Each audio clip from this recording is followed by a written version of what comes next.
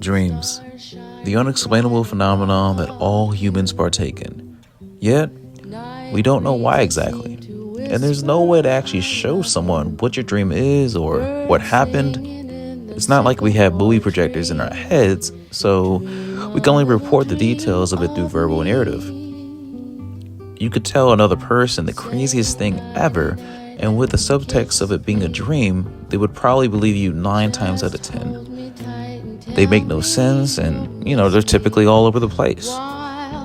But what about those dreams, or should I say nightmares, that hit a little too close to reality? Well, that's what I'm going to talk about today.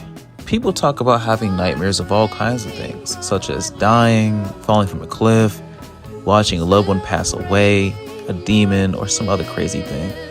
So I wanted to make a short video on this, as I've heard a lot of nightmares, but not specifically the main one that I've experienced from childhood all the way to adulthood. So, with that being said, I'm going to set the scene for the dream and what happens and why it's terrifying. So, without further ado, let's get into it.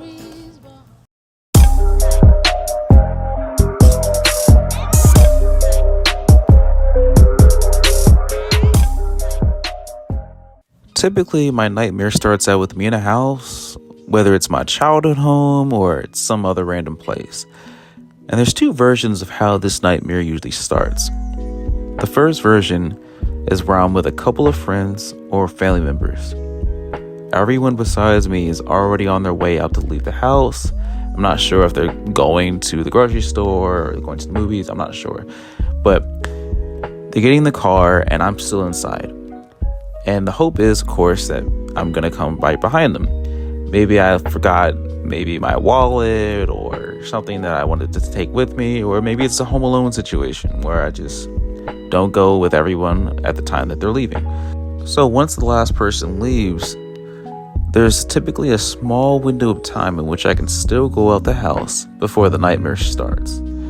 However, if I take too long after they leave, then the front door automatically shuts, locks, and I can't get help from the outside.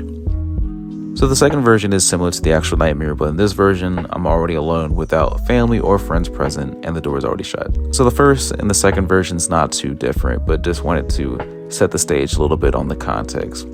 So, I know you're probably asking yourself, okay, so what actually happens? Well, I'll hear footsteps running down the stairs along with a maniacal laughter. However, I'm not able to see what it is just yet. So, of course, hearing that, I run away as fast as I can, but it's futile. As it gets closer and closer, then the figure starts to make its shape. Now, this isn't some masked figure or some entity. Usually, this is a person that may take the shape and form of someone I know in my personal life or someone I've never met before. And as they get closer, they have this horrific grin on their face, sort of like the one from the Smile movie. And what do they do when they finally capture me, you ask? They tickle me. Now, I know that doesn't sound all that bad, especially when you compare to dying or some other crazy, horrific thing that they could do, which is shooting you or cutting you open with a blade. I know, it doesn't sound that bad. But the tickling, it's to an overwhelming degree. If you've ever been tickled in your life, which I'm sure anyone who's watching this has been, then you know just how uncomfortable it is.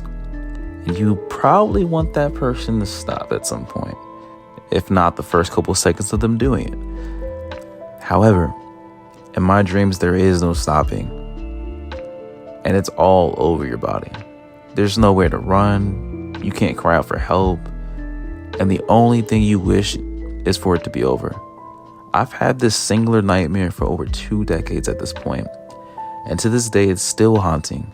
I've gotten to the point nowadays that I can wake up before I'm captured, or I can attack, maybe run away. However, it's not all the time. I don't know why I get these dreams exactly or what they mean. All I know is how terrifying it feels not to be able to escape the situation.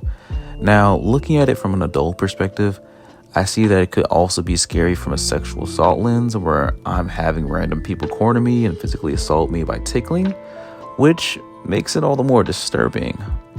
You know, when it comes to more of that real life application, I absolutely hate tickling because of these dreams. The tickling already feels uncomfortable and haunting, but it's the look they have when doing it. It's the feeling of total isolation from everyone else that could possibly help.